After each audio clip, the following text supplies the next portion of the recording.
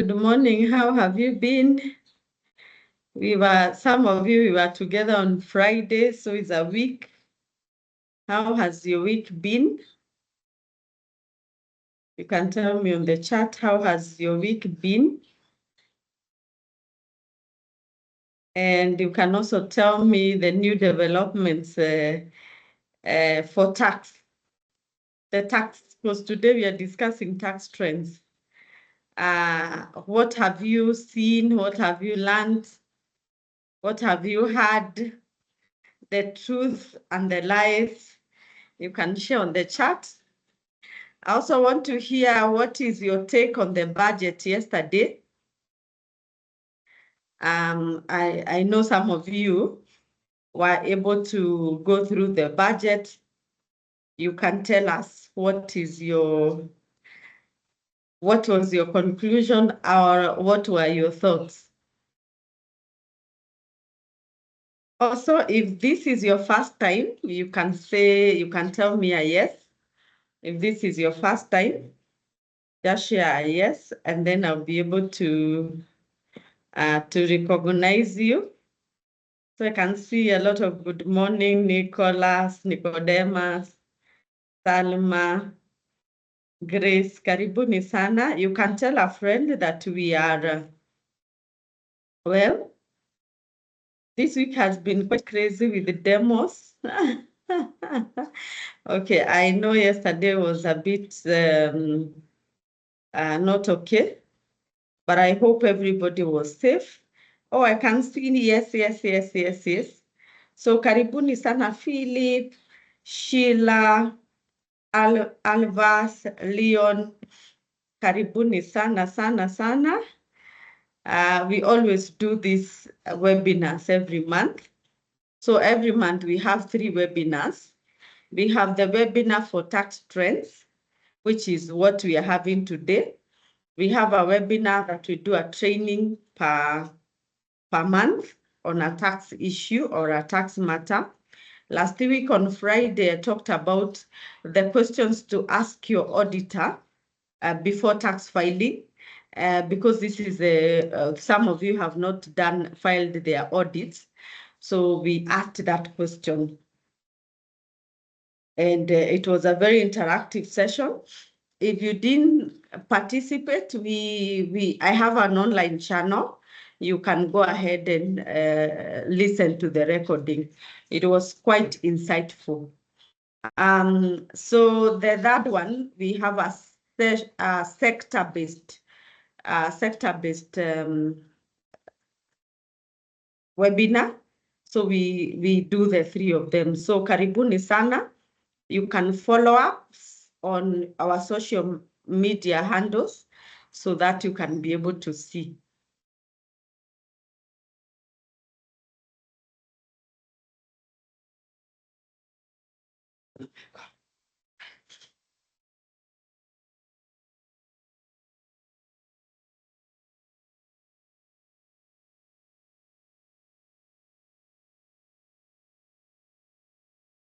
So you can follow us and be able to always be able to come in. So Ruth Maina, karibuni sana. We've done this online webinar since 2020. So we are celebrating 5 years of God's faithfulness. Also, I would want to ask a question. There's a link shared there, so you can share to a friend and tell them to join. It is free. The other question that I want to ask is where you're watching the webinar from. I'm always excited to see the different parts of Kenya and beyond where we watch our webinar. So you can share so that I can start off.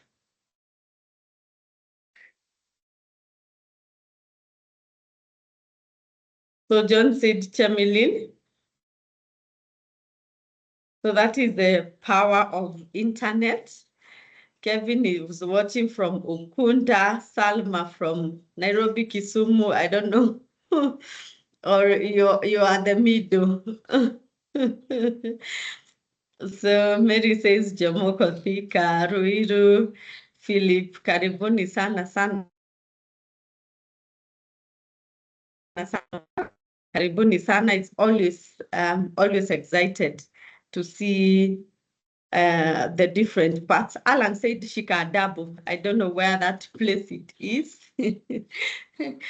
So my YouTube channel is Dr. Regina Kengori, CPAK. You're going to see on the YouTube, and you can also subscribe so that when we share something you also learn. On that YouTube channel, I just don't talk about tax, I talk about other things, especially finance, personal finance. There's a lot of wonderful content you can go ahead and watch. You can also follow me on LinkedIn, on Facebook, Dr. Regina Kengori, CPAK.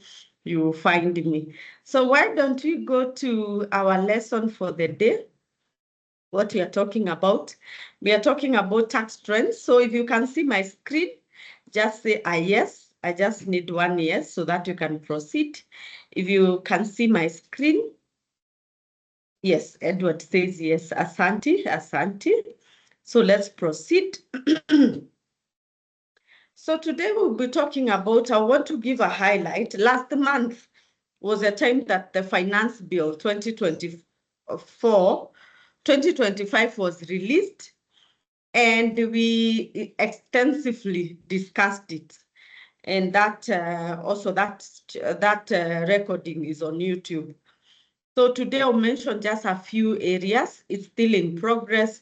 I hope you've done public participation. So if you have done public participation, you can tell me on the chat. But I also talk about rental income tax compliance system. There's a system for rental. Tax relief for importers of wheat and rice. This is East African deal. I'll highlight the budget that we had yesterday. I also do a highlight of the finance bill. I'll talk about a very gray issue that most of us are suffering from. That is called special table, VAT special table. There's a lot of petition against it. I'm going to share the progress of the VAT special table, and then I'll talk about other trends, and we're going to have a very interesting time.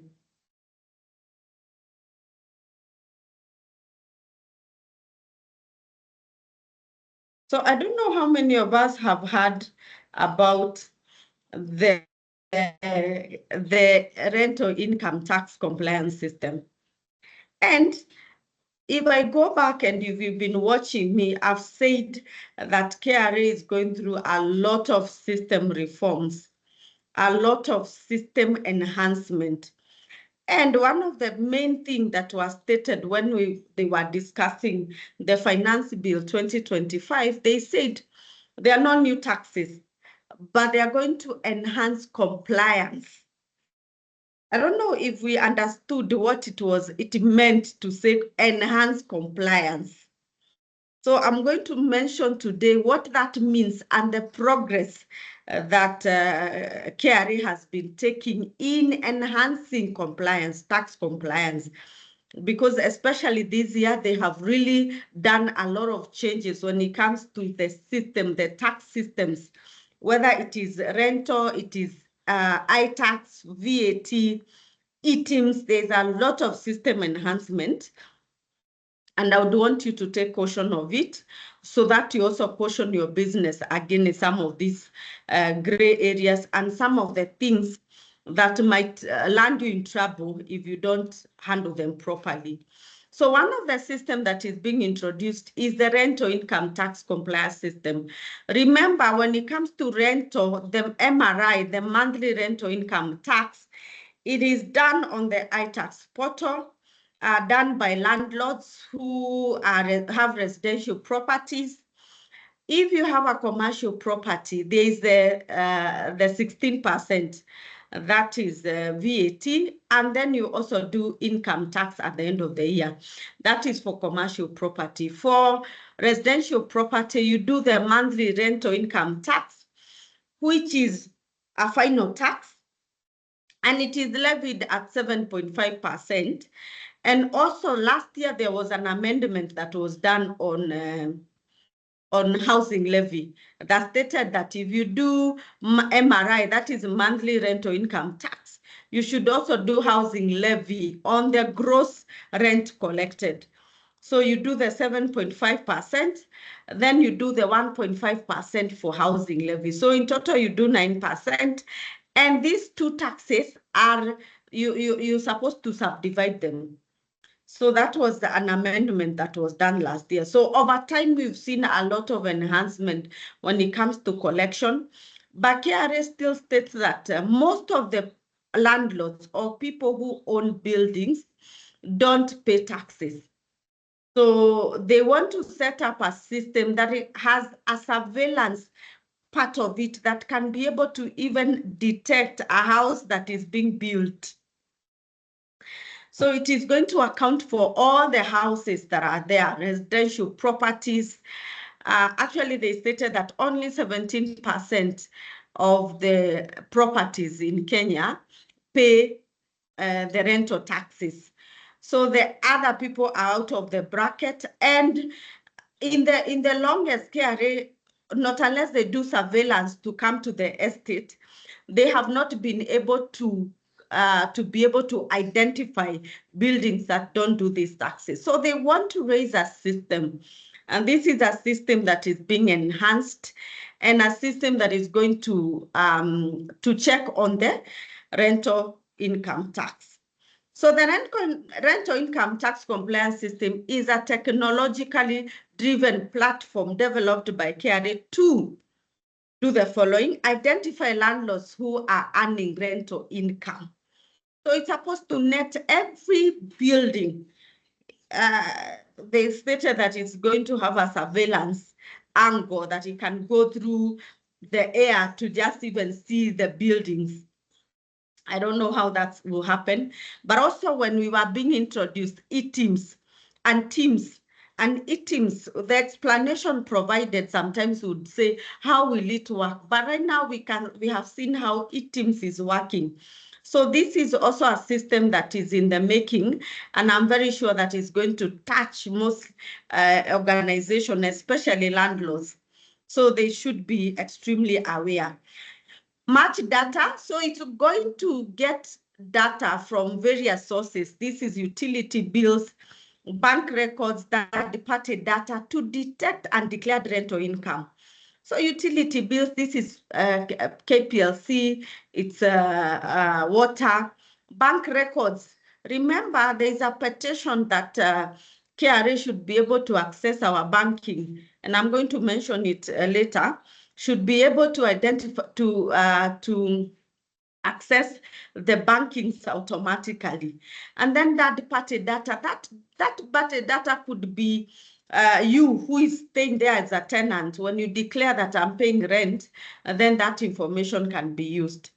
Automate a compliance check. Will be able to notify and enforce actions. Enhance taxpayer service by allowing online filing and payment of rental income tax. This system is part of KRA broader effort to widen the tax base and increase revenue collection by targeting previously untaxed or undeclared income from rental properties. So it's supposed to net the bigger portion of people that are not doing this. What will be the implication for you as a taxpayer? Increase enforcement and detection. So non-compliance, and this is why I advise, before the system is working, if there's a landlord that is not doing those taxes, MRI, and even for commercial buildings, the VAT and everything, then you should be able to do them. Especially now, I don't know how many days for you to be able to enjoy the amnesty. I would have proposed you do those rentals and enjoy the amnesty, because it will net you. And the moment it will do, it will calculate even for the years that you're not able, you are not paying. So it's going to encourage voluntary compliance. So I've talked about that. KRA offer amnesty. I've talked about that. Simplified filing and payment. So the system is expected to make it easier for landlords to file returns and pay taxes online. It is supposed monthly and annual returns, giving flexibility to landlords. So penalties for non-compliance. So they're going to backdate those tax assessments. That's why I said landlords can be able to do this voluntary right now. And then need for recording. When it comes to rental, and this is something that I've really realized with so many landlords, we don't have records. And this makes the tax assessment becomes very hard. So landlords must maintain proper record, rental agreements, payment receipts, and expenses to support tax filing. So every time that we are taking through, we have a case for rental, you always find that the landlord does not keep documentation. So this will help you, especially during tax audit. So market formalization, this move may formalize the rental property sector, pushing landlords to operate more transparently. It could also lead to increased rents as landlords try to offset their tax burden. So it's a system that is being enhanced. So I also talk about the other systems, the eating system, that has also going through a lot of enhancement. And I mentioned that they stated that this period, 2025-2026, they will gear the effort on tax compliance. So this is for rental. For e-teams, there's a lot of enhancement that I've gone through, especially now with the pre-filing, with the auto-population of the VAT data. And I'm very sure that now you're able to do it properly without so many issues and so many errors. Previously, especially January, February, when the auto-population was really enhanced, there were so many errors, so many issues. But right now, as we proceed, the issues are coming. They are really working on the system to make sure that it's able to capture data correctly. So there's a lot of enhancement when also it comes to the e-teams system. I also mentioned something about VAT when I'll be talking about the special table. There's a tax relief for importance of wheat for importers of wheat and rice. So this is East African community governments, Kenya, Uganda, Tanzania. For example, wheat is being imported at 10% duty instead of 35%, while rice now faces 35% down from 75%. So the agreement is to allow these East African countries to be able to trade among themselves effectively. So making the duties lower is supposed to promote trade among them. Apparently, Kenya is an importer for these items in East Africa. So most of the items that we use, we get them from Uganda and Tanzania, especially raw materials for food and even for animal feeds. So the tax relief for importers of wheat and rice, the changes the implication to taxpayers, lower consumer prices for essential food like bread, rice, state support during the supply of shortages. So it's supposed to ease trade among the countries and also support with the consumer prices for essential foods. So that was highlighted last month, and we felt that it was important to mention. Let me jump to the highlights for 2025-2026 budget. So I don't know what you were able to capture for the budget yesterday. So I'll mention a few areas and then we proceed. So the budget was for the highest that it has ever been. The expenditure stands at 4.2 trillion. So I remember last year when we went to the street, it was about 3.9. So we are up to 4.2 trillion. And the government is targeting to be able to get 3.3 trillion from taxes and revenue collection. When I read that, I went back to last year so that you can compare, is it something that is ambitious or is it something that is achievable? Of course, every year there is a borrowing plan. So you can see there is a borrowing plan for 684 billion, so that the amount is able to get to 4.2 trillion. I looked at the data for last year, and last year KRA was supposed to raise 2.6 trillion. That was the target. By end of April, that is that year, the April, because we still have May and we still have this month, June, for the closure of the year, 2024-2025. By April, KRA was able to raise 2.1 trillion.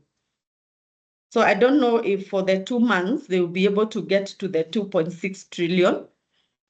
But now moving from the 2.6 trillion to 3.3 trillion, without additional taxes, and it means there's a lot of compliance that is going to be happening. So this is where that I would want you to take note for your business. For them to be able to achieve that, then there is a lot of work that needs to be done. So some of the enhancement that KRA is going through, I've mentioned the rental, which is going to net a lot of people that have not been paying rental. We have the eTIMS enhancement that is able now to auto-populate almost at its best when it comes to VAT. And they have reported a lot of VAT increase because of the eTIMS and their pre-filing that is happening. There is a department of small and medium SMEs that was created in Times Tower this year to enhance, to broaden the tax base.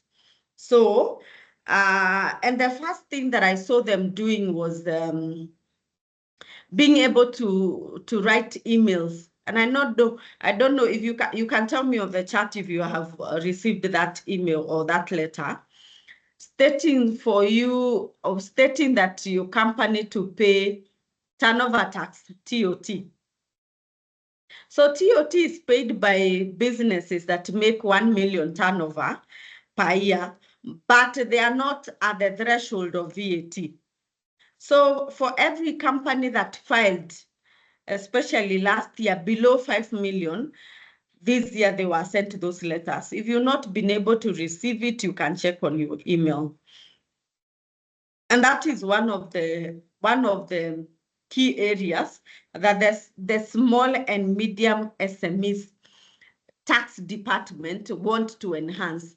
They want to enhance this the small businesses, especially 5 million and below, although it's stated that is going to handle from 200 million and below, for them to be able to pay their taxes. So there's a lot of enhancement that is going there. And also a lot of tax education. If you notice, there's a lot of tax education that has been going on. KRA has been very aggressive on training tax. The other portion is the VAT auto assessment, which I'm going to mention.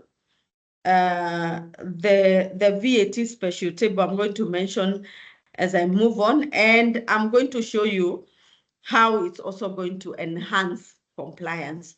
So for them to be able to achieve the 3.3 trillion, it means that if your organization has never been audited, this is a period that they are going to thoroughly audit you. And they are going to do data-driven audit. Remember, there is a petition in Parliament, and also a lot of people have gone to the courts, especially when it comes to financial data, where KRA want to access. They've been accessing bank details when you provide them. When they ask you for bank statement, we provide to them. So this is something that has been going on. But now they want to access that information automatically, that they can be able to view your till number, your M-Pesa number. This is compliance. It is making sure that there is no tax loss anywhere.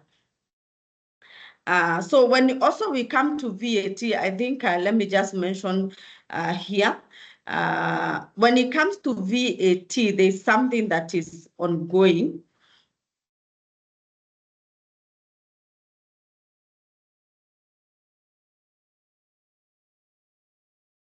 The special table, let me just mention, the special table, KRA wants to, there's a lot of, and I hope you understand what comes to special table. This is where KRA detect VAT irregularities, and they deactivate your ITIN, so you're not able to file your VAT return. So KRA also is reviewing VAT status for over 90,000 entities, with a plan to deregister 20,000 inactive taxpayers. So right now, if you've been doing nil return or there is no VAT being done, I'm very sure that this will happen within a month or two. So there's a lot of VAT obligation that is happening. Also today, if you want to do the VAT obligation, there's a lot of data that you're supposed to provide. So this is our compliance measures. These are compliance measures that are happening. I'll mention this when I get to that level. So we have the 3.3 trillion. So I'll mention a few of the highlights yesterday. So the inflation rate is expected to drop to 3.8%. The central bank has eased the monetary policy interest rate at 9.7%. The bank lending rates are now at 15.2%. You can tell me. I think the real one in the bank, it is still at 17, the lowest, and even 18. So there's a lot that still needs to happen for some of this that was stated to be at par. So you can go ahead and get the budget. You can also see the estimates or the money given to each state department, whether it is education, security. And some of you ask me, why should we check? I think it's important to know. It's important to know. So let's talk about the finance bill. And finance bill is still in progress. Discussion still happening. So just mention a few areas. Could be like 5, and then we still had a full discussion on this, so you can go back and still watch it. So what are some of the major changes and their impacts? So tax losses limited to 5 years. So previously, if you made a loss, you could progress with the loss for as much as you could. Only that if you proceeded with a loss for a long time, it would trigger an audit. But now it will be limited to 5 years. This is going to affect especially for company setup, especially those companies that have a lot of cost for setup. Sometimes they get a lot of losses and they proceed with that loss for quite some time. eTIMS and iTax relief. So this some of the enhancement also I mentioned. that items, because the interest and penalties arising from malfunction of the items and ITAX will be waived. I know some of you have those errors on the system where, especially the time that where we were doing the auto population, there was something that happened. So that was good to just be able to solve those issues. VAT reclassification, this is the main debate actually, where the zero rated items were now being transferred to exempt items. And I mentioned when you are under zero rated, the input VAT, it is refunded back, you're refunded back. It's a way to, is an incentive to promote that industry. So when it is exempted, you no longer claim it, so you consume it as a cost. So it make for the transfer to exempt means that the goods that you're selling will be more expensive. So this has been the biggest actually concentration and a lot of discussion around that area. VAT refunds timelines. If you remember, there was also a lot of discussion on VAT refunds.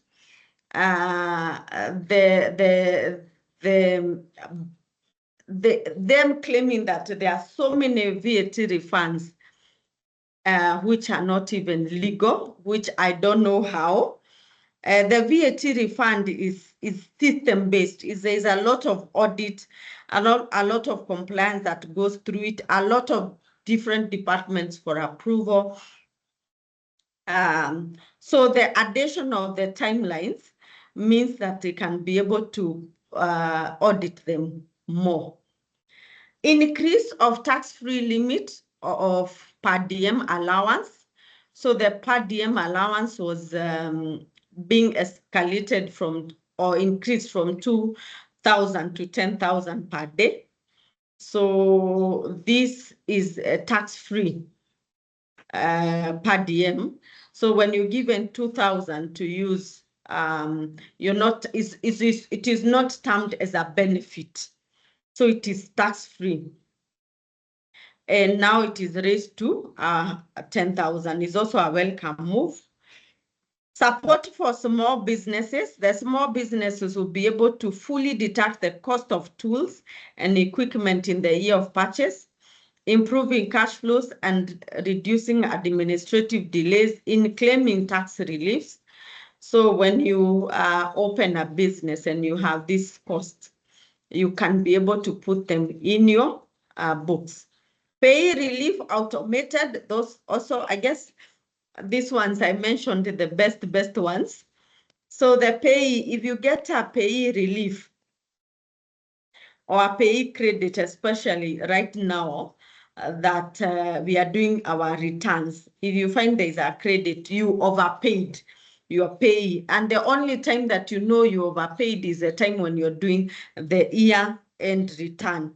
When you find that there's a credit or you overpaid, the system will ask you for your M-Pesa number, like a thinking like one day some KRA will come and refund you back the money. So they want to automate that portion, that employers will be required to apply for all pay relief automatically, sparing employees from making individual claims.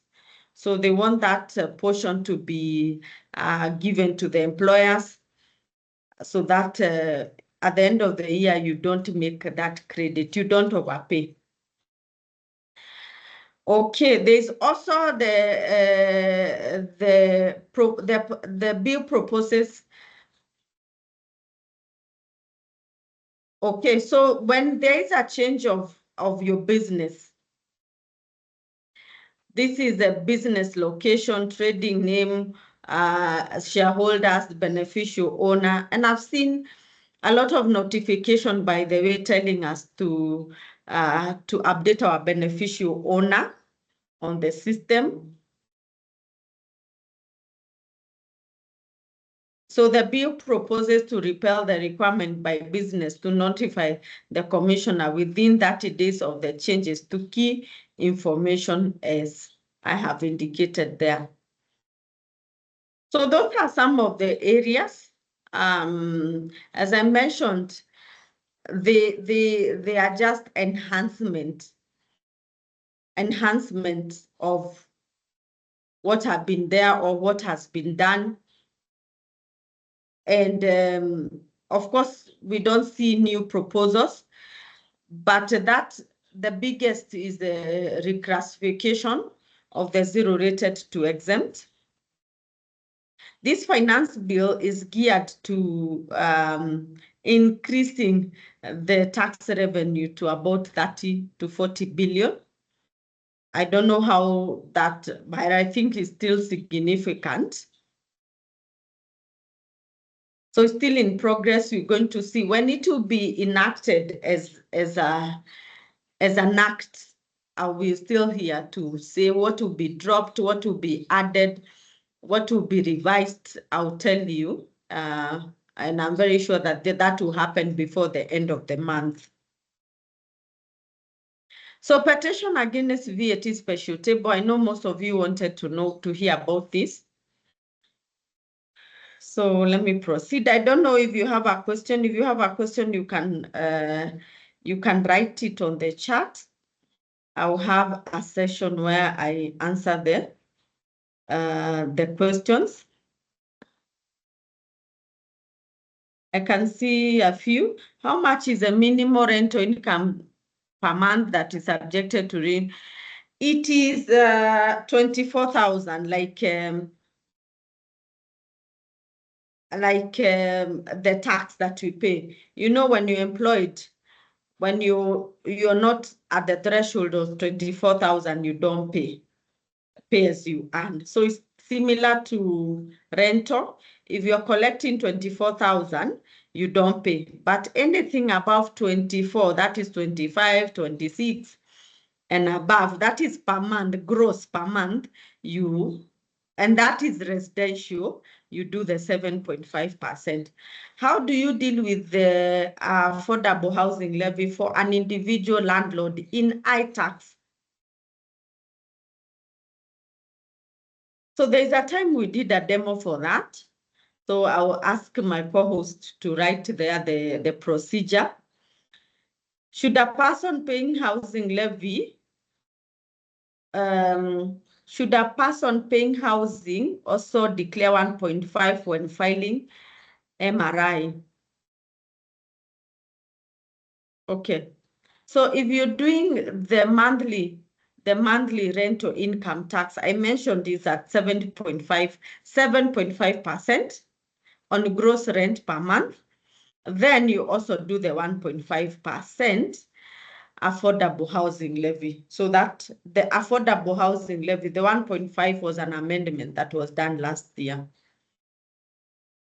So you can keep asking your questions. I'd want to hear your comment on the budget, also on the proposed finance bill 2025. So on the chat, you can write something. I'll get time to read it on your view. Let's talk about special table.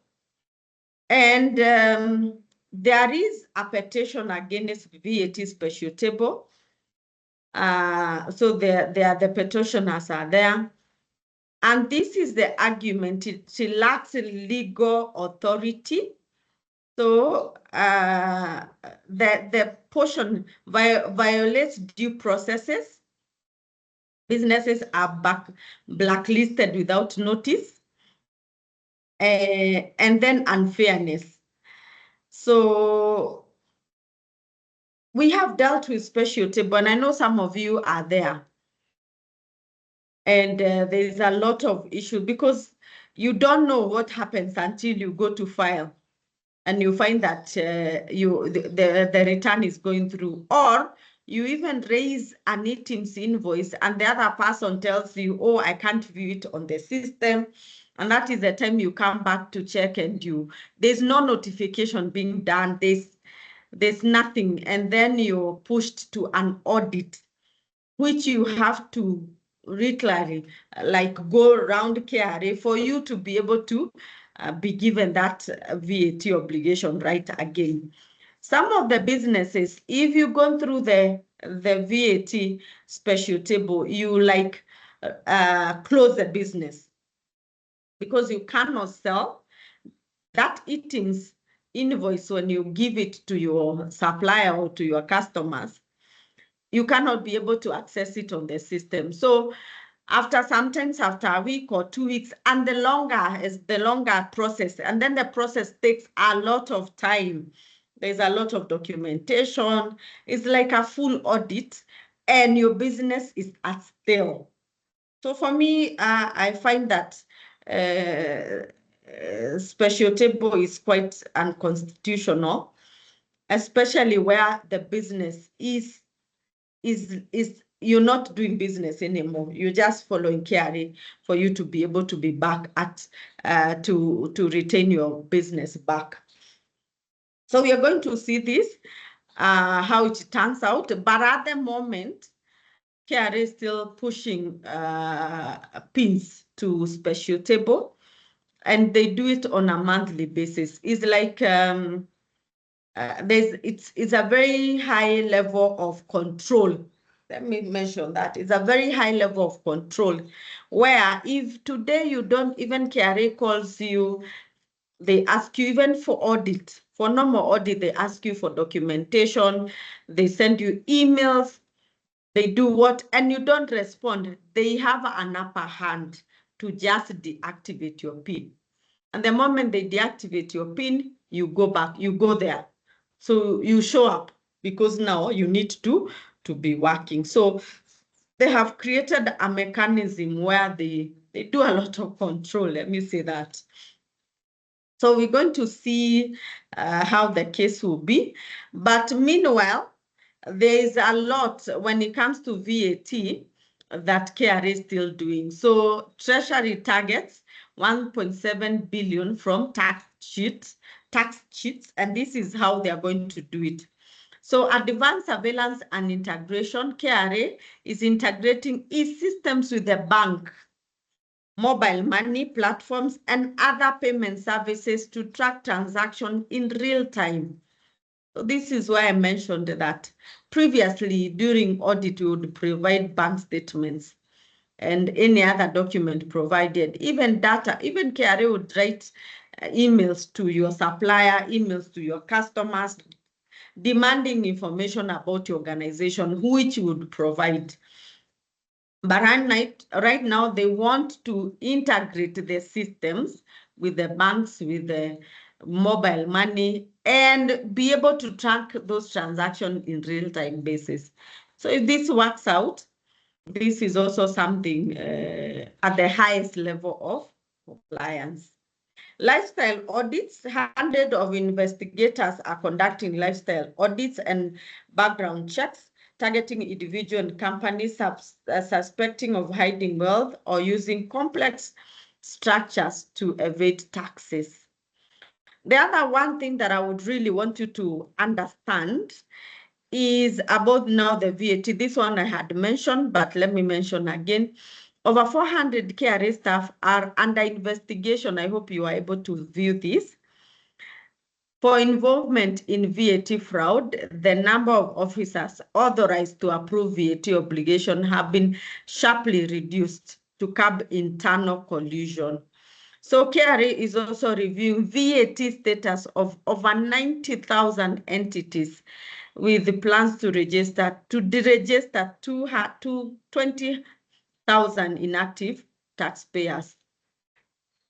So this will be happening where they really deactivate, and they can deactivate and they can even push you to special table. So the online VAT registration frozen in tax fraud. Today, if you apply for VAT obligation, you don't receive it. So there is a list of documentation that you're supposed to provide. This is just an enhancement on the VAT. So this is what is happening. The freezing of new online VAT registration. So that one I've mentioned. No new VAT registration are being processed online until the system is thoroughly cleaned and fraud-proofed. So I've also seen that if you applied today for the VAT registration, there's a lot of checks. The directors will be checked. Are they directors to other companies? And those companies, are they filing? Are they not paying taxes? There's a lot of things for you to even get that VAT obligation to help you do business. The registering and filers. So over 66,000 taxpayers who failed to file return have been removed from the VAT register. Physical verification, new VAT application must now undergo mandatory physical verification of their business's premises, ensuring legitimacy before registrations. So I don't know if you have requested for the VAT registration and you've been told that they want to come and visit. But under special table, they're even coming to visit you, to visit the organization. So depending on the nature of the issues that they raised, for them to be able to push you on VAT special table, they will come to actually see the business. Reduce internal access. The number of KRA officers authorized to approve VAT obligation has been cut from 645 to 170 to reduce opportunities for internal fraud and collusion. Okay. Reviewing existing registration, KRA is reviewing the VAT status of over 90,000 entities, targeting dormant or suspicious account for registration or suspension.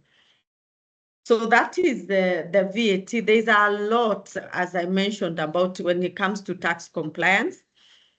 And when it comes to the fraud, I know you want to ask, what is the VAT fraud? What is this they are looking for? When it comes to input or to purchases or to input VAT, there are so many organizations that have companies that don't exist, but they have sales, they have purchases. And this was what was happening when the officers were put on hold. So you find an organization that is created today. That's why they're even insisting to come and actually verify, physical verification of the business. So an organization is created today. This month they do business, they do sales worth 100 million. This 100 million, it's fictitious, there's no sale that is being done. So this 100 million is shared. And I hope, I don't know if you ever done this, because I want to tell you right now, if you're doing any fraudulence when it comes to VAT, when it comes to ITIMs, then you should be very careful, because the system will get you. And the moment they get you, they will do two things. First of all, they will disallow those inputs. The second, that is a fraud case. You can land you even in court. It's illegal, it's tax evasion. So the 100 million that is created, which is not, there's no sale, there's nothing, it's just documentation, it's just data. This 100 million becomes purchases to somebody else. Remember, this company did sales of 100 million. So this 100 million is received by company ABC as purchases. So company ABC are able to auto-populate. Remember, the VAT obligation is when you're filing, it is pre-filing. It is auto-populating the data. And because the initial company did this data on iTax and used ITIMS software, this data is able to auto-populate to these other three companies. So the other three company ABC, share this 100 million. Even this company ABCD could be even fictitious companies again. And when the data auto-populates from their side as purchases, they sell 200 million on their side. And they give this VAT to other people still. And all these companies, the final legal company could be the third company or the fourth company. Those are the legal entities that are there. But all the other companies were created to provide input VAT. So at the tail end, KRA loses a lot of VAT because of those inputs. So the system is able to detect all that processes. So I want to caution you from doing such kind of engagement. So let's proceed. So that is on the VAT registration. Also, there is a KRA gain access to suppliers' bank account. Also, these are compliance issue. We talked about that. There's a lot of compliance that is happening. In landmark shift poised to redefine Kenya public procurement framework. This is for procurement.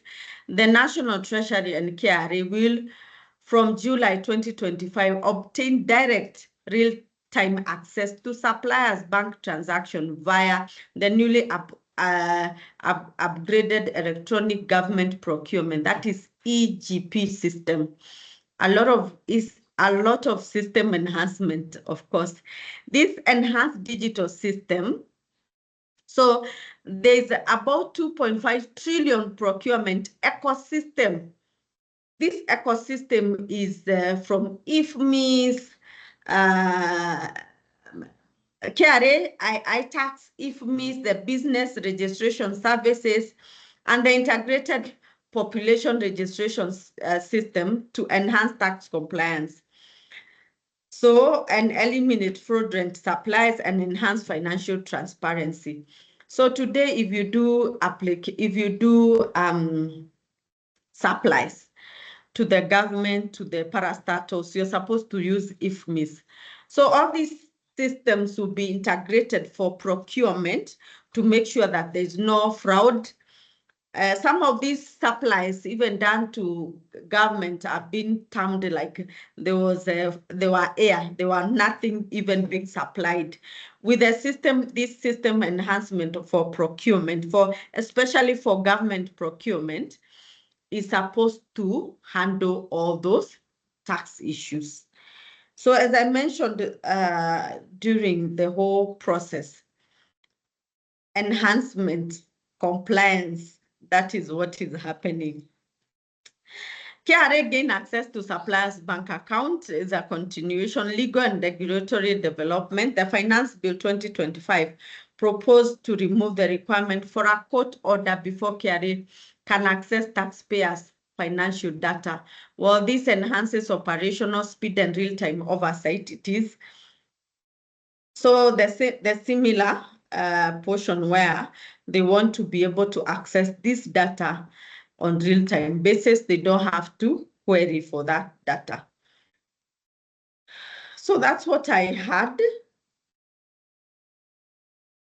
And I want to see your question, and I want to see your key takeaway when it comes to the many enhancements that are going on. That's the tax trends for today. I wanted you to be aware of the many trends, the many compliance that is happening, so that you put your business in order. My advice could be, and that advice I've not stated here, so I would want you to write it somewhere. Number one is that you have to keep your books in order. Bookkeeping. I mentioned that during a tax audit, the only thing that I can be able to put you out of tax issues is the documentation and the evidence that you have. So you have to put your records in order manually and also in soft, that you have clear ledgers, the sales ledgers are okay, the bank reconciliations that we don't do, they're okay, the VAT recordings are done. Remember, the assessment, the returns we do are self-assessment. The next key thing is that you should be having the right people in the office doing the right job. So whether the accountants who are maintaining the books, the people especially who are doing returns, remember all these enhancements are an enhancement to get the data that we file. So these enhancements are system enhanced, especially when it comes to the data provision and data integration. So make sure that the returns are done by a person who understands, and the documentation are done very, very well. And if you don't have that capacity, you can outsource. You can outsource that capacity. That is something that we do as a company. You can outsource us for that. The other thing that I'll mention is the portion where you are able to learn, like you coming here to learn about the tax trends. That is a very welcome move, asante sana. So that's also put you up there to just understand what is happening. So your knowledge is also very, very important. The other portion that I would mention is that make sure that you are away from some of these issues that I've mentioned. When it comes to fictitious VAT things, those bad levels, there is something, they will always catch up with you over time. So just make sure. And also when it talks about the systems, the way we are talking about the rent of being enhanced, when you see such, you enhance it yourself before something like that happens, so that you get an upper hand to just be having your documentation flowing properly. The final portion is where you have the correct tax advisor handling your tax issues, and that's what we do best, so that you also safe when it comes to such compliances. We do a lot of tax compliance checks, and we charge it at 20,000, by the way. And I don't know if my co-host was able to put it somewhere.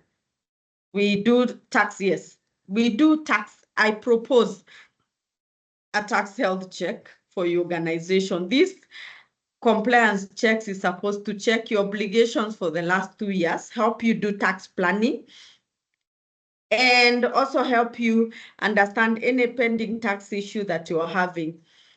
And we always charge it as a special offer for 20,000. And we can be able to work with you through this and be able to advise. You don't have to wait until there's a compliance check that is happening. You can plan your documentation properly, do tax planning, understand your obligations, how you can minimize on tax, how you can do tax savings.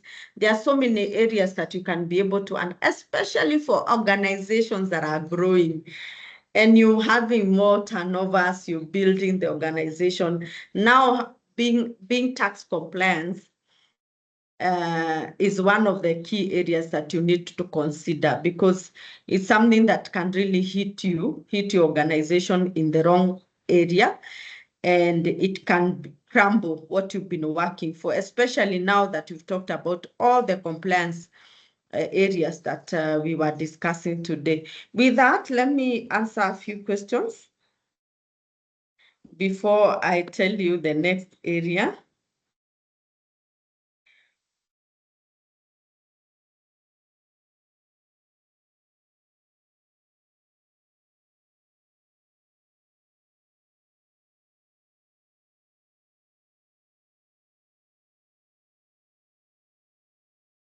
Hi, last week you advised me that I need to file returns when I am on special table.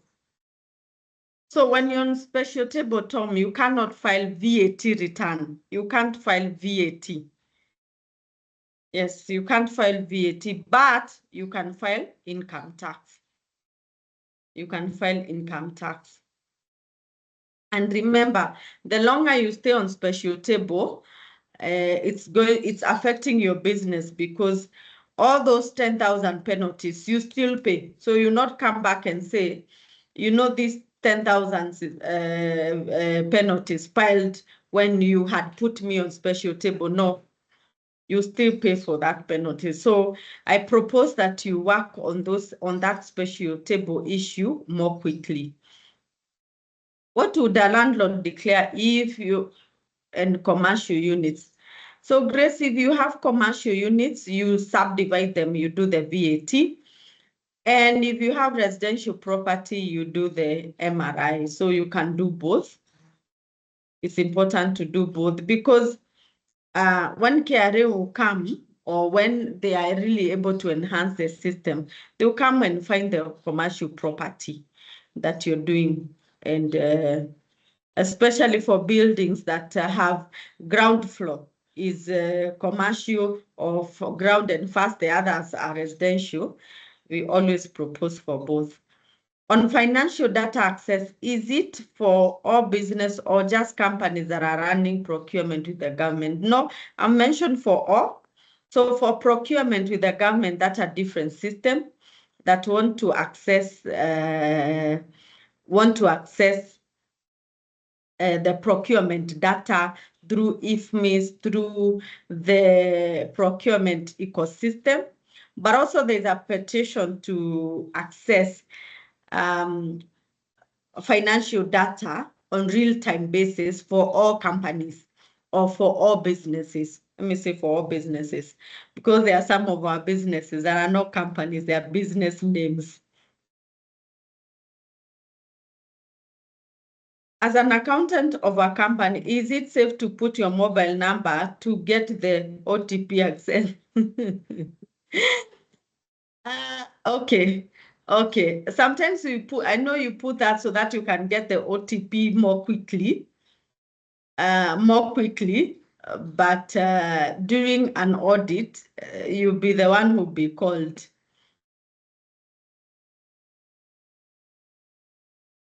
The application for the new VAT obligation is very, very stringent. Now, what do they check on when they visit the premise, physically visit for a new VAT obligation? So these are some of the regulations were put there, I guess, about a week or 2 weeks ago. But on special table, that is something that I've seen for some of our clients, that after checking all the documentation, they want to come in, see the business, and be able to verify the information provided if it is correct.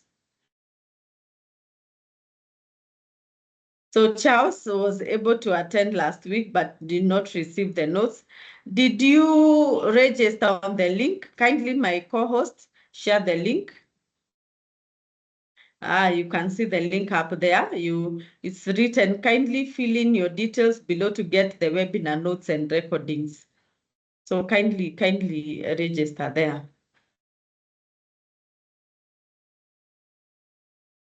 What of entrepreneur who sells maybe once in a year and you have a credit but no sales?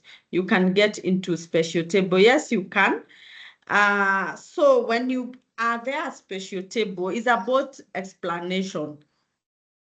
So you go explain what you did. Mostly they will tell you, oh, give us your bank statement for us to be able to identify that. And eventually they are going to remove you. Also, if they raise a question about why are you on credit, so it's also upon you to answer the question faster so that you also don't get that place. Thank you so much for valuable time and resource, especially to the majority who do not access to big audit and tax consultants. Asante sana. Thank you. Akich, I hope you always learn something. Especially today, I've really talked about compliance. So that is a key takeaway for today, the various compliance that is happening so that you are aware and you planned for your business. When eTIMS was rolled out in the year 2024, they stated that for all expenses that are not supported by eTIMS shall be disallowed. Does this still stand? That's a very good question, Edward. So last year, we got that circular that stated, especially for expenses and purchases for last year that they were supposed to be ETIMS compliant. But during the year, because we had issues of this, when people went to the streets, a lot of petition to the courts on the Finance Bill 2023-2024 that had stated that. I saw from that point, there was not much enhancement of that issue. But right now, because this is a time we are filing for year 2024 returns, we're going to see the reaction by KRA and seeing if they are going to raise that circular, or they are going to state that. However, some organizations were very able to do that. They were able to enhance that all their purchases and expenses are ETIMS compliant. So you can go ahead and give it a trial. Even if you are at 10%, you can move to 20%, 30%, 90% compliance when it comes to all your expenses being ETIMS, all your purchases and expenses be ETIMS compliant. So during the audit for 2024, the review of the returns for 2024, we're going to see if KRA is going to insist on disallowing, or what will be their take on this. So you can proceed. Remember, when it comes to you being 100% compliant, there are so many enhancements that were put in, because at first we stated that it's not possible because there are people who don't know how to use ETIMS, who are not ETIMS registered. They did a lot of reforms. One of the reforms was that they were able to introduce ETIMS in different versions. So there's the ETIMS Lite that is done on your mobile phone. You don't have to use internet. That is the *222# for individuals. There's the eCitizen, the iTax portal, the one that you download. There's a machine you buy. So there are so many areas that you can be able to access ETIMS. The other portion that they also improved was ETIMS reverse invoicing. That when you buy something and this person you're buying from, they tell you, I don't know how to use ETIMS, I don't have the ETIMS machine, you can do reverse invoicing. You can raise an invoice on their behalf. So there were so many parameters that were put in to be able to allow us have all our expenses and our purchases on ETIMS platform. So we're going to see, of course, be here. I always do the tax trends every month. So if that comes along, I'll still mention. KRA sent a letter for intention to appoint us as withholding agent. What did they consider? Can we object? What grounds should I raise if I'm not ready? You are David, that's also a very good question. When you are appointed as a withholding agent, withholding agency came in about 5 or 6 years ago. It was we also really objected, but at the moment you are appointed, there's no objection. The only objection that you can be able to raise is that you don't have vatable goods. And that is, and before they appoint you, they already checked your VAT registered, you are doing vatable supplies or services. The rest, no. So consideration, the other time they would really consider turnovers, but right now I see them appointing almost everybody. So the turnover section is no longer, because you find somebody who is appointed at turnover of 10 million, some others at 50 million. So it depends. And also it depends on the station where you are in.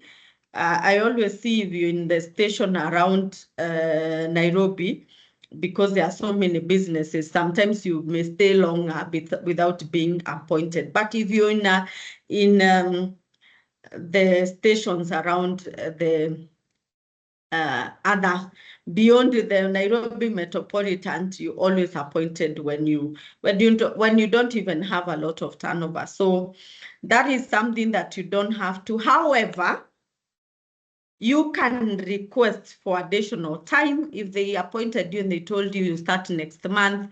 you can write them a letter and ask for 6 months, 3 months, and cite that you need to prepare. You need to have somebody who can be able to do it in the office. You don't have capacity, because also there are some organizations that when they were appointed, they actually had to hire somebody in the office to do withholding VAT only, because it's quite some work. So you can cite those parameters, but of course, when you ask for 3 months, possibly they will give you 2 months, and they will also check if you're doing it. Also, for you to be able to withhold, you must do payment. Also, this is something that I find that sometimes we confuse. So if it is your supplier have supplied you goods worth 500,000, you don't withhold until the point where you pay them. So they might have supplied you in the month of January. 3 months later, you've never been able to pay. So at the point that you're paying them, that is when you do withholding. So sometimes you may have your VAT purchases there, but not all the people that you've been able to withhold from. So sometimes KRA will raise also a tax query on withholding, and it will state that in the year 2024, the whole year, you did purchases worth 50 million, and you only withheld for purchases worth 30 million. So they will tell you, for this 20 million, submit to us the 2%. So that is always a tax query. And what you're supposed to demonstrate is that for the 20 million, you have not paid them. And yeah, could you please share Finance Bill 2025? I shared the notes last month. So I would request if you can be able to listen to the recording. Is on YouTube. We are a small hospital. Are we obligated to register for VAT? And how does ETIMS apply to such entities? Salma, that's a good question. For the hospitals that we handle at the moment, ETIMS is helping them on claiming those amounts with the insurance companies. So I don't know if, Salma, you are at the position where you're claiming, where a patient comes in, they use the card, the insurance card, and you're supposed to claim that money from the insurance. So at the moment, if you're supposed to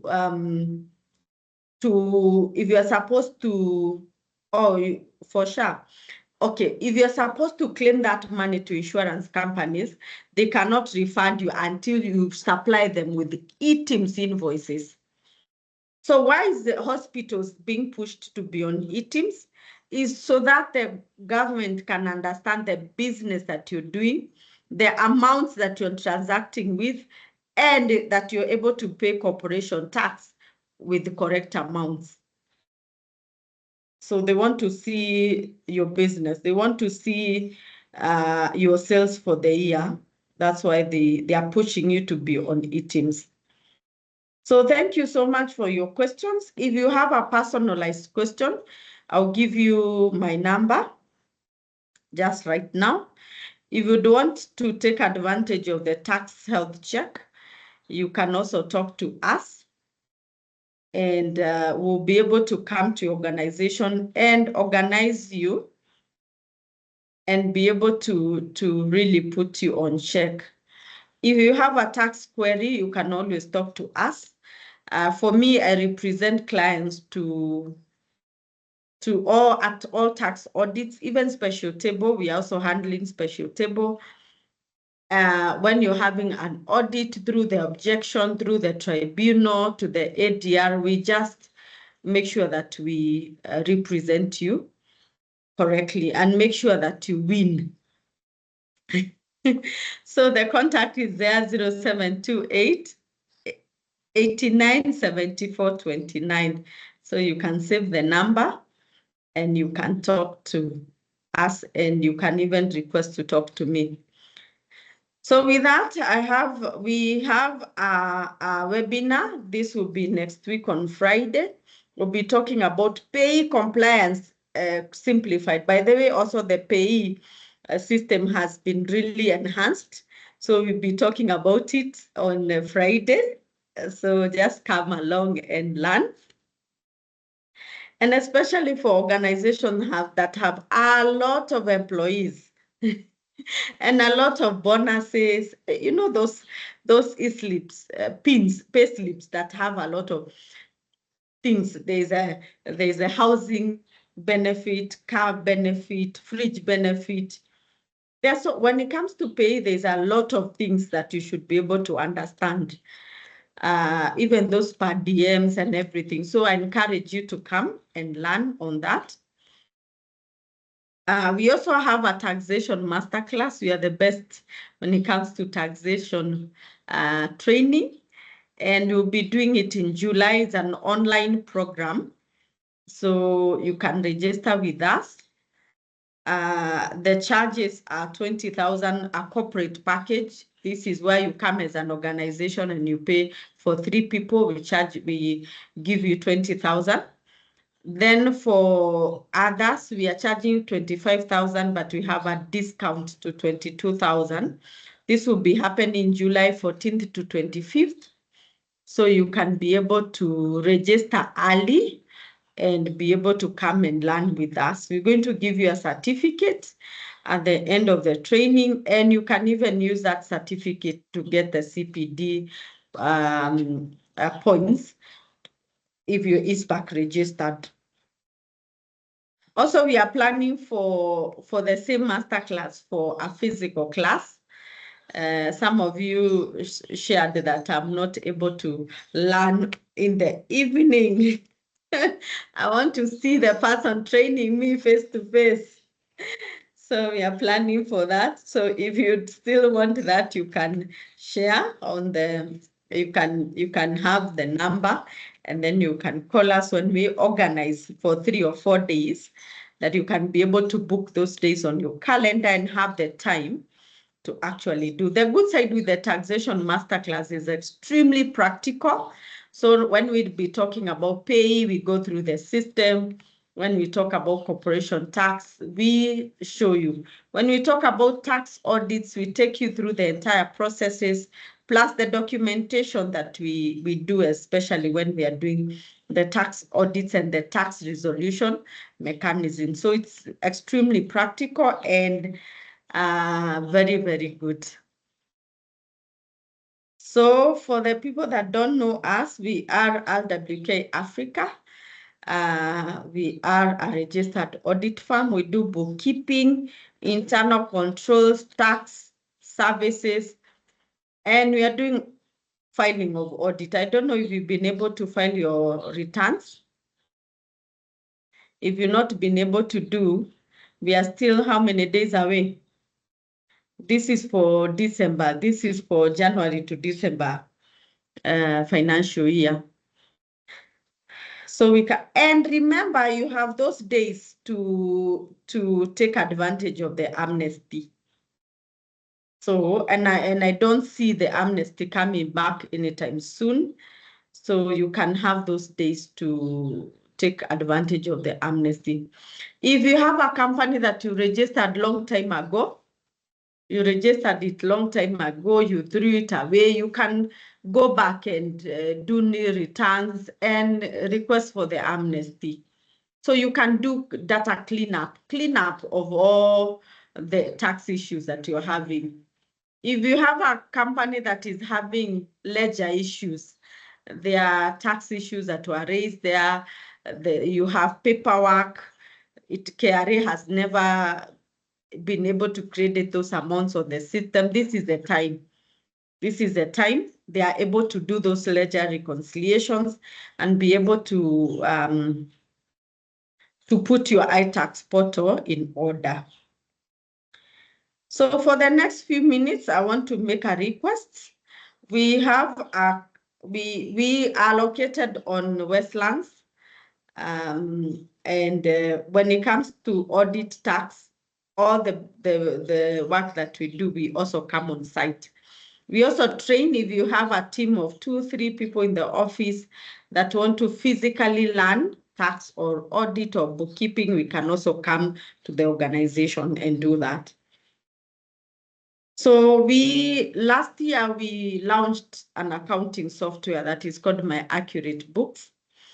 We did this because we saw the need for bookkeeping, especially when we are doing audit, when we are doing tax audits.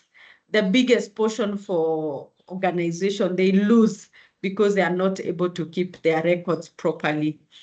And because we've been interacting with different accounting softwares, we found out that there was a gap when it comes to what they were providing. So we went ahead and developed My Accurate Books. And I wanted one of my colleagues you give them 15 minutes to do a demo for that so that you can be able to understand the value that is going to give your organization. So as my colleagues get ready, I'm going to look back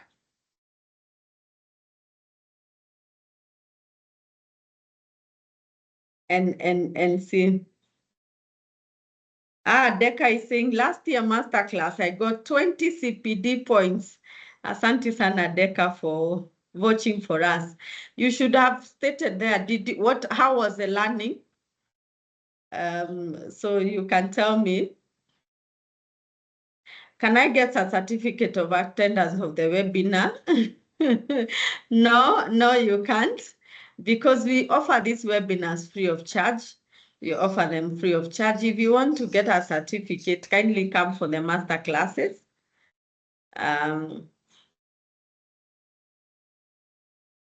So Steve amesema anataka hiyo physical. Yes, you can get the notes, Lynette. You can get the notes. So kindly go and register on the chat, on the link. There's a link up there for registration.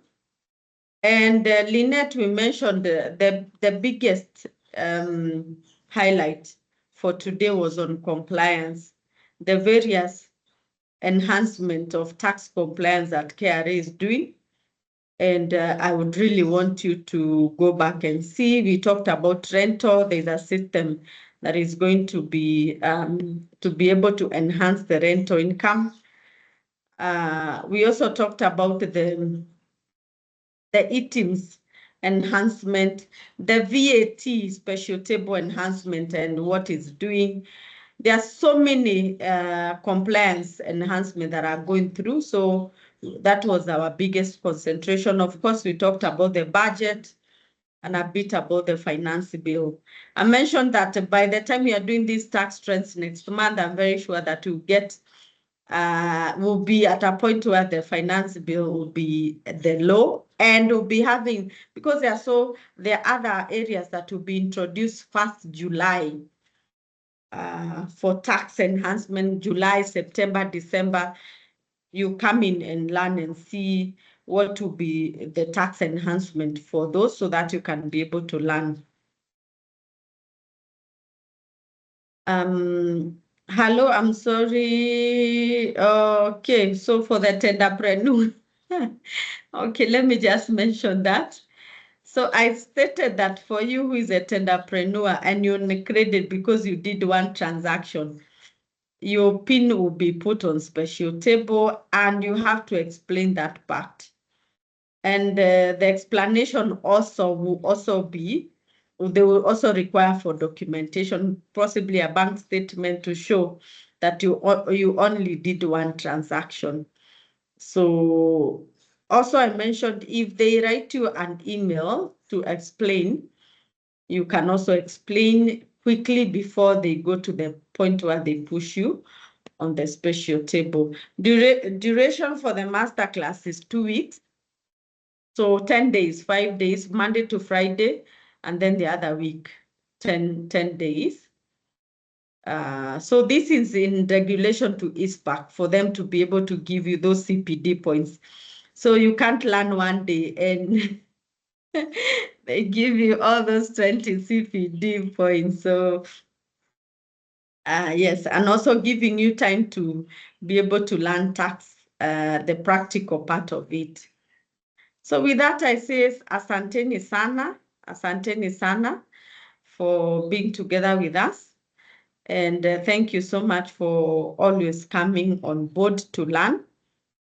Keep coming, keep learning, keep enhancing your business, keep making it much, much better. So with that, I welcome my colleague to take over. Kindly give them 10 minutes to do this presentation, to do this demo.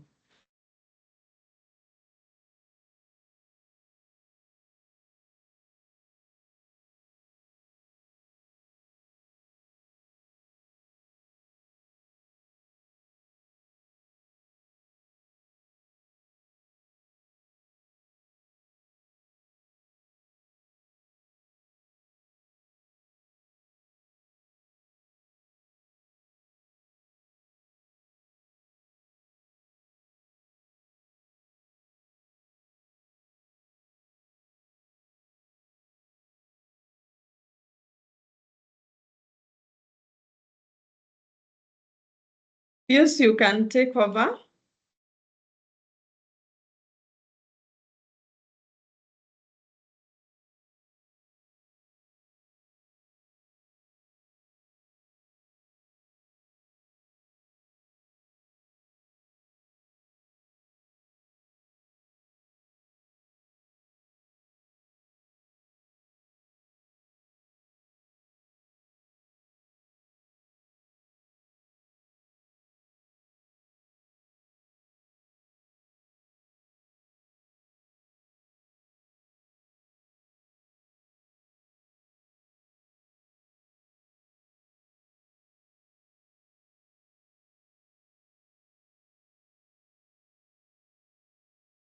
Okay, I can proceed as they prepare.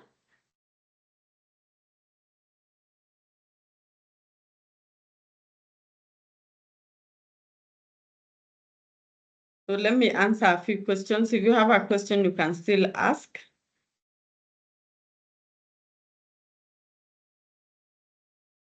How much we charge for the software? So the software is 500 shillings per month. But if you pay for 6 months or for a year, there's a discount. There's a discount. We have also done payment enhancement. So through the system, you can also be able to receive money and be able to do payments. You can get a till number, receive money direct to the system, and you can use it to even do payments. These are bulk payments. You can pay your salaries, pay your expenses on the system. The good side with it is that when you do those payments, you get those data there. So we also having a separate wallet. I know some of you have suffered, especially when it comes to petty cash, that when you do petty cash, you do petty cash on your M-Pesa. So you can do the wallet and do your petty cash management. The good side with it is that it has the data. It is going to show the data. It can do bulk payment.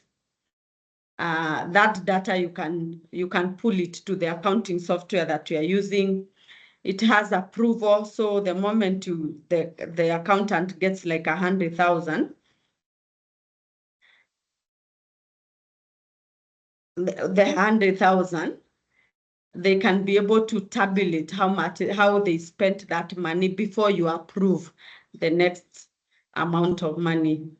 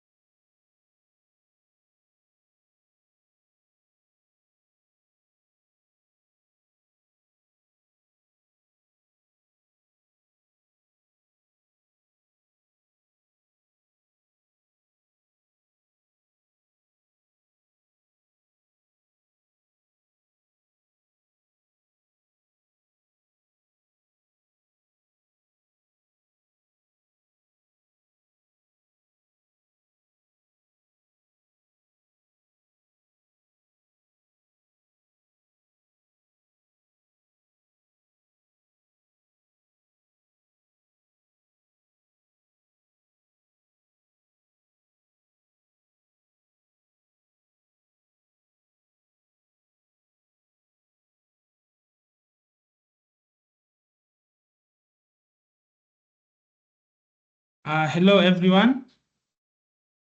Sorry for the slight problem. I believe you're able to see my screen.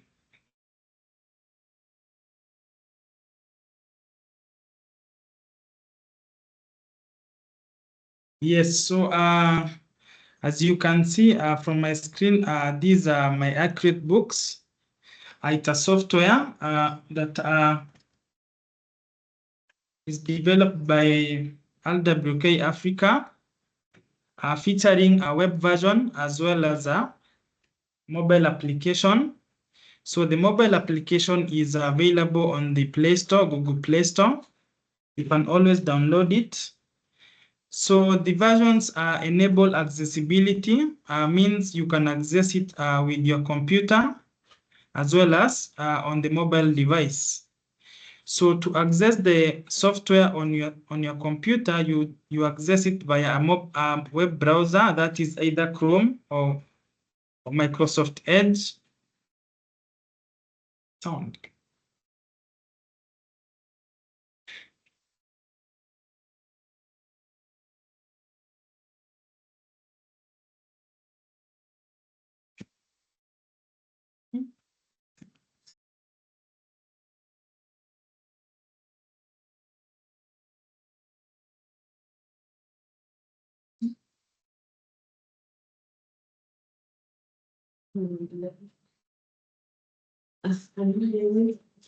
Can you hear me from your end?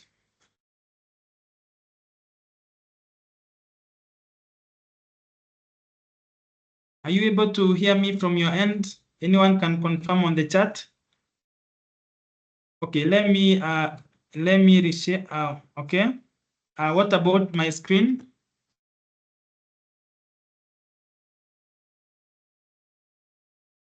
Okay, so I believe I'll just proceed. So these are software, rather let me call it a business solution, because it comes to solve many problems that a business are currently facing in Kenya. It has been developed considering for the local market, the businesses and accountants. I'll just mention a few modules that the solution offers. So considering it as an accounting system, it was developed in mind to cater for all the challenges from making sales to bookkeeping and to audit for a specific or for the range of businesses. So meaning if you have a local business, or you just using you provide your services online, that is you are solo entrepreneur, you can always use this software to invoice your customers, that is making sales, recording of purchases, inventory management. We also have sales reporting. Integration with eTeams is ongoing. We're on the final stages of finalizing. We also have customer management.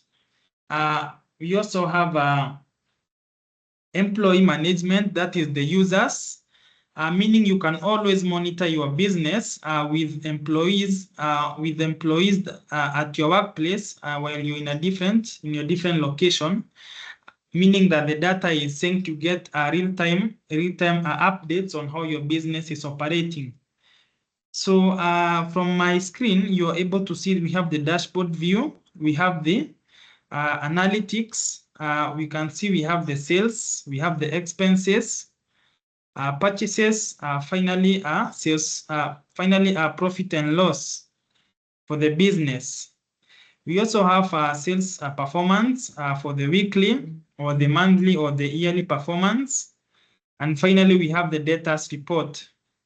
So it's available in several packages. We have the free package that includes the point of sale, invoicing, reports, and finally customers. Then we have the standard or the paid package that includes other modules such as purchases and expenses. So for the point of sale, you are able to print receipts from the sales that have been made. That is if you're in a physical location or your business is based off a physical location. And then alternatively, if you're based online and you do a sharing of invoices to your clients, you can always send them via emails or WhatsApp. So I'll go through how to make a sale, or rather an invoice. So we have on the menu on the left, we have the sales, we have the make sale. So under invoices, you can see we have a very neat summary of the total invoices, the product sold, services, and finally the invoice payments. At the top, we have the make sale button, and below you can always search invoices. You can always filter invoices for specific dates through the status, also the paid and the partially paid invoices, or even for the customers. So I'll just show you how to make a quick sale. So we have the items. You can always add a new item or select existing items.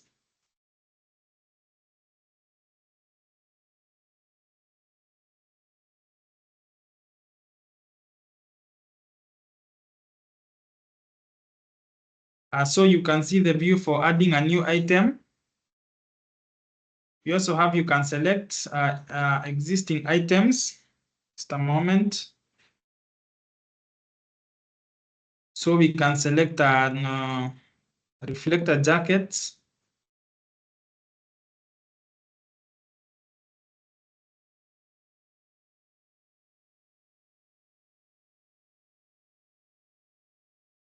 Then, sorry about that, just a moment.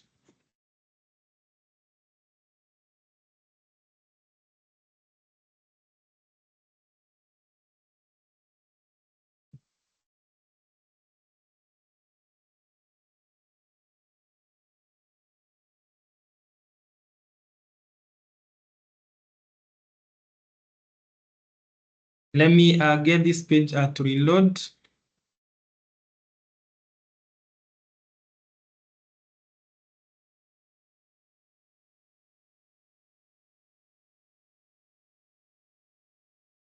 So as the page reloads, you can always go to the Play Store, search for the package. It's called My Accurate Book with this logo.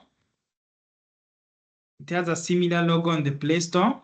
It's a very, you get a very easy sign up process and download the application. Or if you're on the web, you can always access it at app.myaccuratebook.com. So I'll proceed.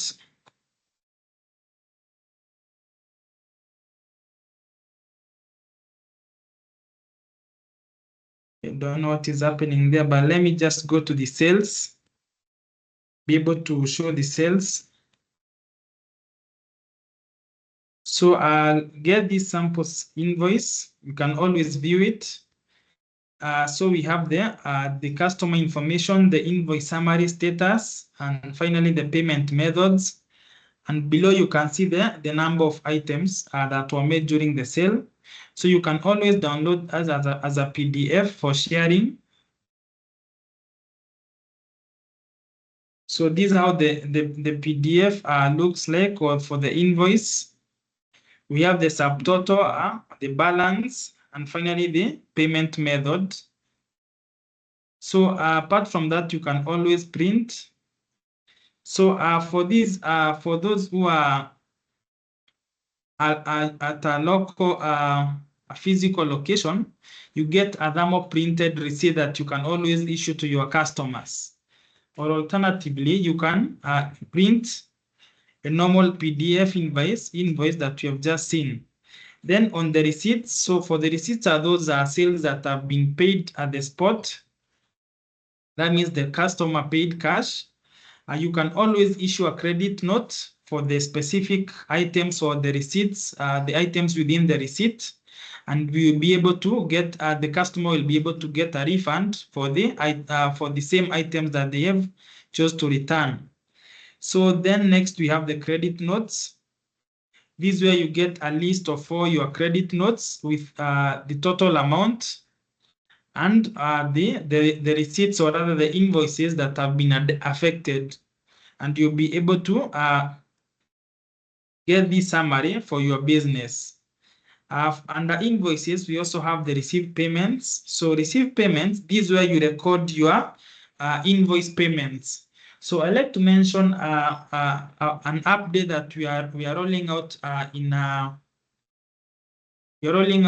a moment, or rather in a few weeks to come. We have developed a wallet that you're able to receive payments directly onto your wallet. That is for the business wallet. From the wallet, you can also do transactions such as bill payments, bulk payments to your employees, petty cash management, as well as also paying your suppliers. So these all will be available within the mobile application, as well as it will be able to reconcile all your transactions with all the invoices. So you will not need necessarily to come and collect payments from this page of your invoices. You will just prompt your clients, or you just prompt the clients or the customers, and they'll be able to do a real-time transaction that will reflect within your business wallet and still update the invoice as paid. That's it for the invoice payments. Then under another module, we have the purchases. So I'll get started with the purchase orders. So purchase orders, you can easily issue purchase orders to your suppliers. They can always confirm them, or they can always cancel, depending on the availability of goods. So you can see we have the summary of the orders, whether they have been open or they have been approved. Once approved, they become the purchases, which will be able to be recorded here, keeping a clean track record of your stock and your finances. The next thing we have is the debit notes. So this is where you've chosen that you need to return some items to your supplier. So you'll be able to issue a debit note of your purchases that you recorded earlier within the purchases. You'll be able to view them, keeping a clean record and a trackable record of transactions. And you can always issue this to your customers for to your suppliers for reporting. Then next thing we have is suppliers. So this is just a basic summary of suppliers. We have their contacts, we have their location. So this is important when issuing of purchase orders and purchases, as well as making payments when that will be available in the wallet. And then finally, we have the pay purchase. So this is where you record all your purchase payments that you made to your suppliers. So with the wallet, you'll be able to make these purchases straight from your wallet account, separating your finances, your business finances with your personal finances, making it also easier when it comes to audit, that you will not have mixed up your accounts with the business accounts. Then we also have the expenses. So these are the business expenses. You have a record of them. You can always add. With the availability of our wallet, you'll be able to make payments for these expenses directly without having to keep track of other solutions or other platforms to be able to transact the cash out of your business, and be able to keep a good record that can be easy to track. Then we have the customers. So these are basically the business customers. We have the individual customers and the business customers. Then finally, we have the reports. So under reports, we have different reports. We have the inventory, meaning you can always move your stock. You can always transfer stock. At the moment, there's a feature that is being worked on, branch management. So you'll be able to transfer stock from one branch to the other. You can always adjust stock for each item. That is based whether you made an incorrect entry or you added some items and you want to update for the specific quantity of the items. Then we have a profit and loss. So this is a summary of how your business is operating financially. So we have the sales invoices, sales from receipts. We have the total cost of goods sold. We have expenses. So this software is able to give you a summary of all your records and your business operations in a clean format. You can always export all the reports specifying the range, the date range for which of the reports. So you can always choose you want to extract a profit and loss for a specific period of 1 week or for the last 1 month or for the last 2 months, and you'll be able to always see how your business is. Then the next report, we have the debtors report. These are summary of people that owe your business with aging receivables over 30 days, 60 and 90 days with their summary, as you can see. Then we have the creditors. So this is the money that you owe to your suppliers, also given in a very good format. Then also we have the sales report. So sales report, a summary of all the sales that have been made. You can always filter monthly, specific dates. You can always export as a PDF or download as an Excel, and you get all this at your expense, either it's on a mobile application or it's your personal computer. You can always export it, download it, it's available. Then the final thing we have is the user management. So the user management, this is where you add other users to help you manage your business. You can always add an accountant, a cashier, or an admin. You can leave them to tasks such as operating.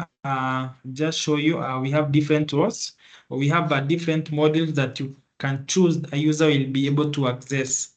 So for instance, if you choose an admin cannot access sales, they'll be able to see all the other modules apart from the sales module. So that's a quick overview of my Accurate Books business solution. We always provide onboarding assistance, that is getting on board and getting started with your business, whether it is loading of items or inventory. We also provide setting up of your printers, that is for the thermal printers, and advice on which is the best brand to use to be compatible with this software. I'd encourage you to go check it out, have a look at it.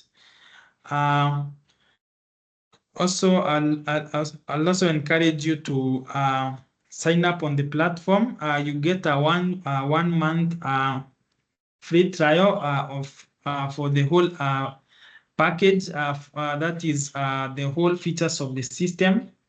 It is very simple. It is very simple to use. Compatible. You can always share your invoices, whether it's on Instagram, on WhatsApp or the social medias. User-friendly accounting. This aims to solve understanding complex wordings used in accounting. As you can see, it is very simplified with each menu being summarized and having its category within the functionalities that involve the section. So that's it for my Accurate book. You also have one final thing maybe I'll mention. It's for the adding of the payment accounts. Under the profile, we have the business profile. So for under the business profile, this is where you are able to add all your payment accounts, where you direct your user to. to pay for the invoice. So I'll thank you for your patience. I'll be able to answer questions that you have asked.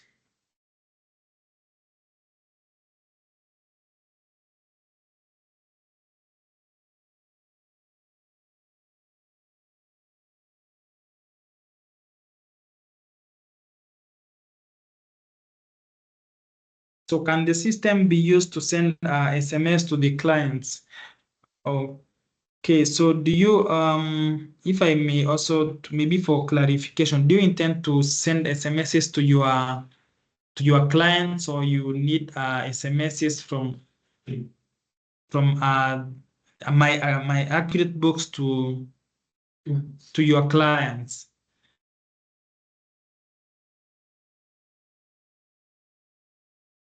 Arthur, are you able to see the screen?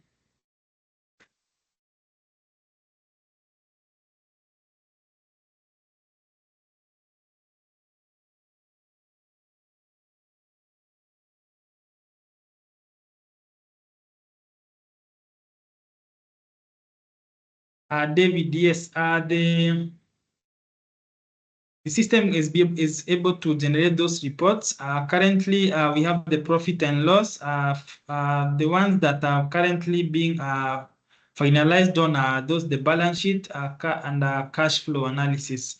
Those are being finalized on at the moment, and they'll be available in the next update.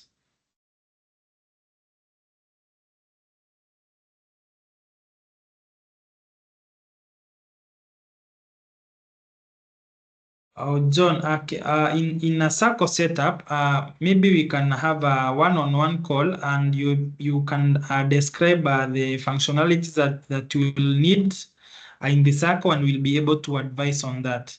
My colleague will drop in the customer care contacts, and you'll be able to communicate on a one-on-one basis to be able to understand all your operations and advise accordingly. Jessica, so for the e-teams, the system is e-teams compliant, and we are on the final steps of finalizing the integrations with e-teams. So you'll be able to generate all your invoices, and they'll be able to they'll be e-teams. You'll be able to share them as e-teams compliant invoices.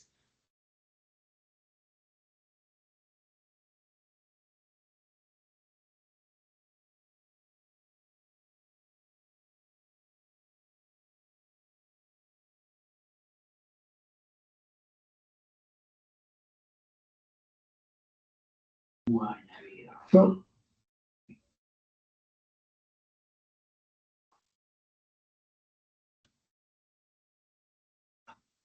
Pius, there's a question from Mary Njogu. Are you able to take care of that? Okay, yes. Mary Njog, have you been using the system? Because we have rolled out several updates since January, so I like to be able to get to understand the premium package that you're talking about, kindly.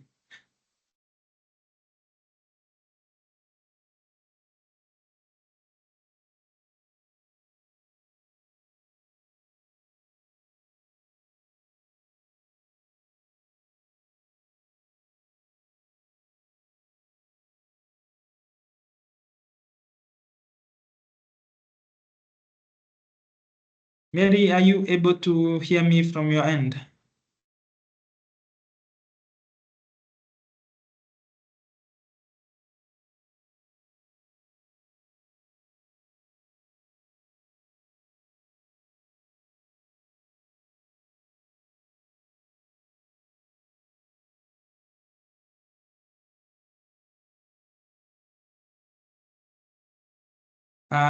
Mary, are you able to hear me?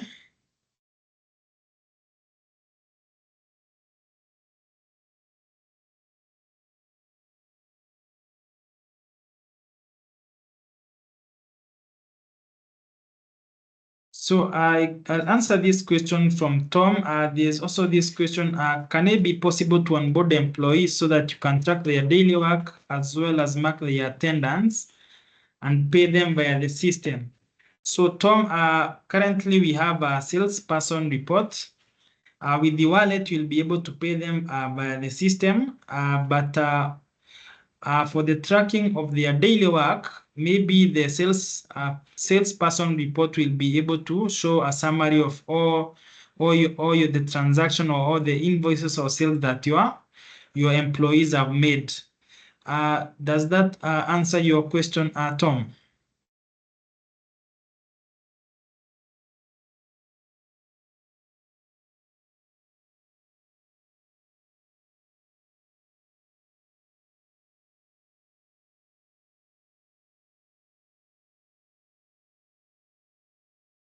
And maybe for Tom, if he's able to, he can indicate the nature of business.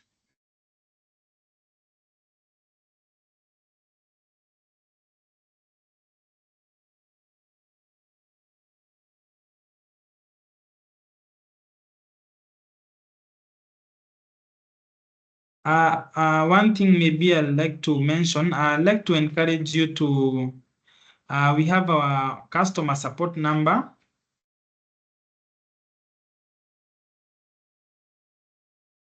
Okay, just a moment. From the accurate box, the supplier field, like email and phone number, is mandatory. Oh, Philip. Okay, that is noted. But from this, I believe you are using the web version. From the mobile application, it is only the phone number that is mandatory. The email is not mandatory. That is if you're using it from the mobile application.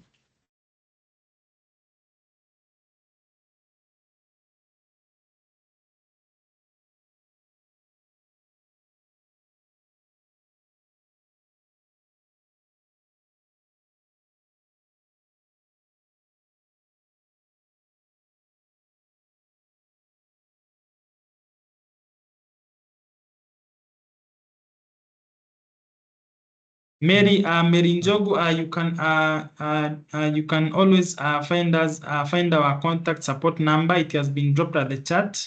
Kindly give us a call and we'll be able to advise on your question. I believe if you are using I don't understand the package that you have been using. Maybe you can have a conversation and advice on this. John, can this system be advised via web as opposed to mandatory? Yes. This system is can be accessed. It's not installable on PCs. So you have the adaptability of moving from one PC to the other. You just access it on your browser. That is either the Google Chrome, the Firefox, or the Microsoft Edge. It's accessible as a website URL, app.myaccuratebook.com.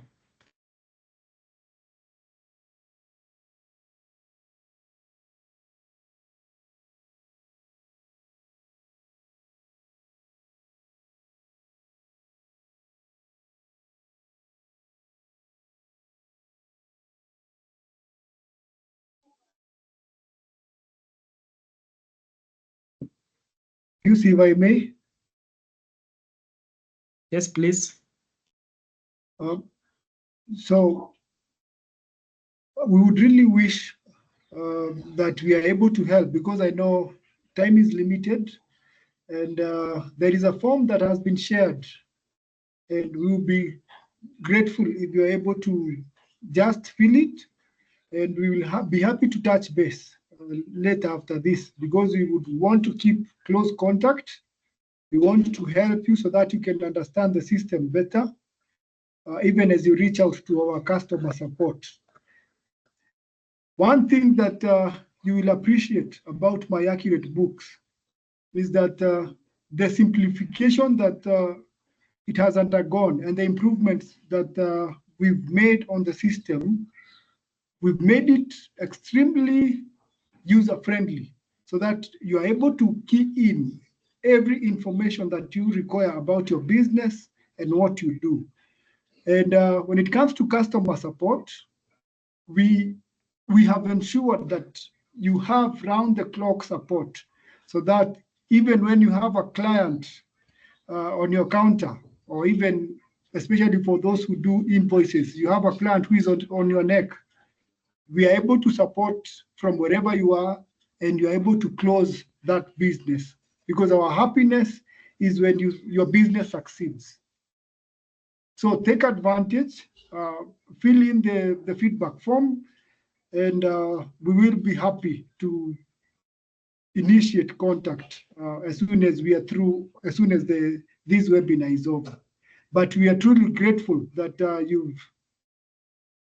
you've stayed, you've stuck around, and we believe that this information will be of great help to your business and even to your employer, for those who work who are in an employment setup. Thank you. Thank you, John. Thank you, everyone. I'd like to just tell you that this is one of a kind of business solution. There's none like this that has existed before, where you're able to sort all your business operations under one solution. Don't miss out. Fill in the form. Reach out to us. We have our social medias. You can always follow, like our content that we always post weekly and daily. To stay tuned with the updates, give it a try. You get the 1 month free trial, and also recommend to other businesses and accountants. Thank you so much.